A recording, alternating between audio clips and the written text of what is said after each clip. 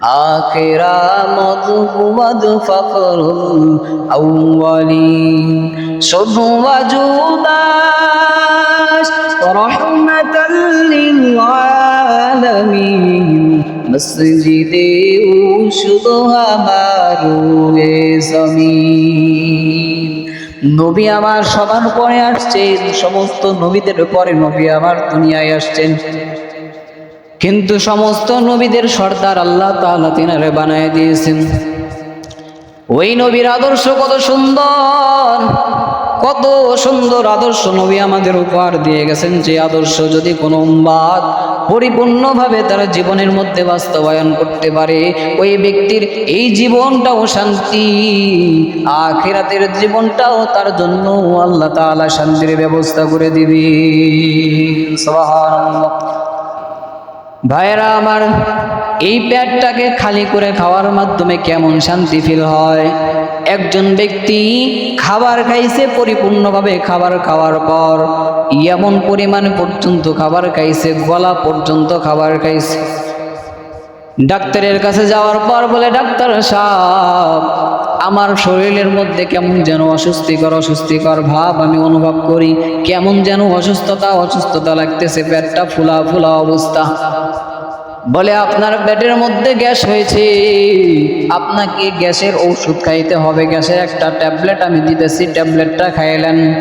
এই ট্যাবলেট খাওয়ার পর আপনার পেটের ভিতরের গ্যাসটা কমে যাবে, আপনার পেটের মধ্যে শান্তি উপভোগ করবেন। ওই ব্যক্তিটাকে বলে, ডাক্তার, আমার পেটের মধ্যে যদি একটা ট্যাবলেট দেওয়ার মতো জায়গা ফাঁকা থাকতো, আমি ট্যাবলেট দিতাম না, বরং এই ফাঁকা জায়গাটাও আমি খাবারের দ্বারাই পরিপূর্ণ করে নিতাম। কেমন মানুষ, পেট ভর্তি করে খাবার খাইছে, গলা পর্যন্ত খাবার উঠে গেছে, আর জায়গা নাই ভিতরে। ডাক্তারের কাছে গেছে, ডাক্তার পরামর্শ দিয়েছে আপনাকে ট্যাবলেট খাইতে হবে, গ্যাসের জন্য ট্যাবলেট খাইতে হবে। তখন বলে কি, এই ট্যাবলেট দেওয়ার মতো যদি কোনো জায়গা আমার ভিতরে ফাঁকা থাকতো, তাহলে ওই ফাঁকা জায়গাটাও আমি খাবারই খাইতাম, গ্যাসের ট্যাবলেট খাইতাম না। কেমন খাবার খাইছে?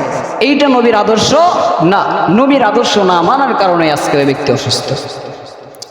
নবী বলেন, বান্দারে আমার, আদর্শগুলো মাইনা চলবা, দেখবা তোমার মধ্যে শান্তি চলে আসবে। আমার আদর্শ যারা বাস্তবায়ন করতে পারছো, তাদের জীবনটা বড় ধন্য হয়ে গেল, তারা বড় ধন্যবান বান্দা হয়ে গেল।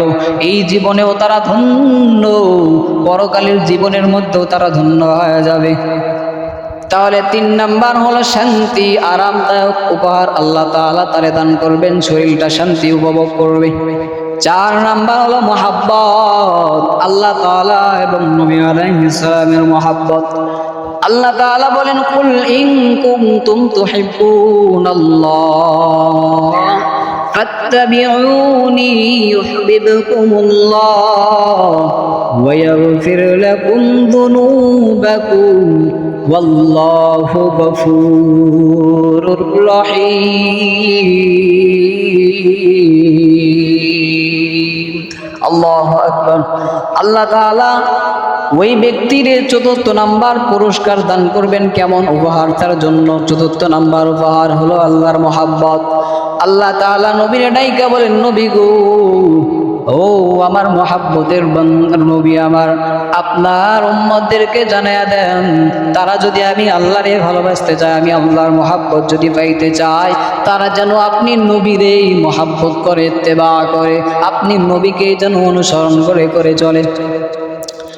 যদি আপনাকে অনুসরণ করতে চলতে পারে, কুল ইন কুনতুম তুহিব্বুনাল্লাহ ফাত্তাবিউনি ইউহিব্বুকুমুল্লাহ, তাহলে তাদের জন্য জানায়া দেন, তাদেরকে আমি আল্লাহ তাআলা ভালোবাসবো, আমি আল্লাহর ভালোবাসা তাদের কাছে অর্জন হয়ে যাবে। আর আমি আল্লাহ শুধু ভালোবাসায় অর্জন হবে না, বরং আমি আল্লাহ তাআলা ওয়া ইয়াগফির লাকুম যুনুবাকুম, আমি আল্লাহ তাআলা তাদের সমস্ত গুনাহগুলোরে মাফ করে দেব। সুবহানাল্লাহ। নবীর আদর্শ মানার কারণে আল্লাহর মহাব্বত, ভালোবাসা অর্জন হয়ে যাবে। আল্লাহ তাআলা ওই বান্দার সমস্ত গুনাহগুলোরেও মাফ করে দিবে। 4 নাম্বার হলো আল্লাহর মহাব্বত, নবীর ভালোবাসা। এখন নবীরে ভালোবাসলে আল্লাহর মহাব্বত অর্জন। একজনরে ভালোবাসার কারণে আল্লাহ এবং রসুল দুইজনের ভালোবাসা অর্জন হয়ে যাবে। আর যে ব্যক্তি আল্লাহর মহাব্বত আর ভালোবাসা অর্জন করতে পারছে,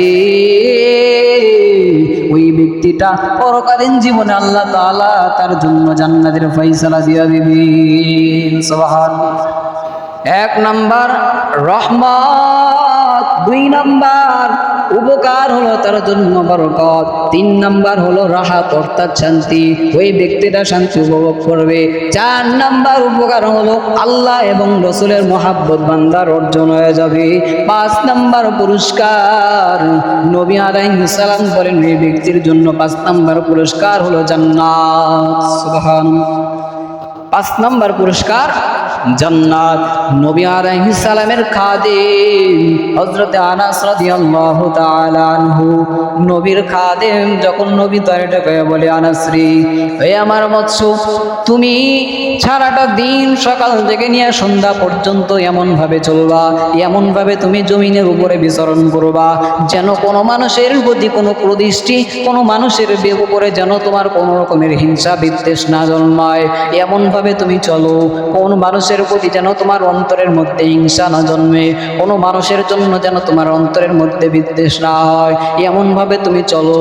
এরপর নবী ডেকে বলেন, আনাস রে, এইটা হলো আমি নবীর সুন্নাত। আনাস রাদিয়াল্লাহু তাআলা আনহু বলেন, নবী আমারে আবার পরবর্তীতে বললেন, আর যেই ব্যক্তি আমার একটা সুন্নাতকে জীবিত করলো, অর্থাৎ যে ব্যক্তি একটা সুন্নাতকে আঁকড়ে ধরলো, যে ব্যক্তি একটা সুন্নাতের উপরে আমল করলো, ওই ব্যক্তি আমি নবীকে যেন ভালোবাসলো।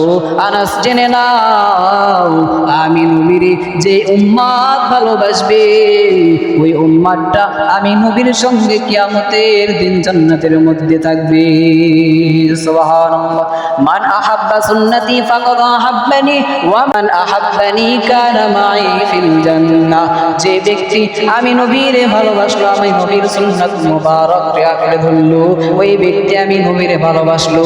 ওয়া মান আহাব্বানি, আর যে ব্যক্তি আমি নবীরে ভালোবাসলো, কানা মাই ফিল জান্নাহ, সে আমার সঙ্গেই জান্নাতের মধ্যে থাকবে। সুবহানাল্লাহ। তাহলে সুন্নাতের উপরে আমল করার কারণে আল্লাহ তাআলার রহমতের মধ্যে বেষ্টন হওয়া গেল।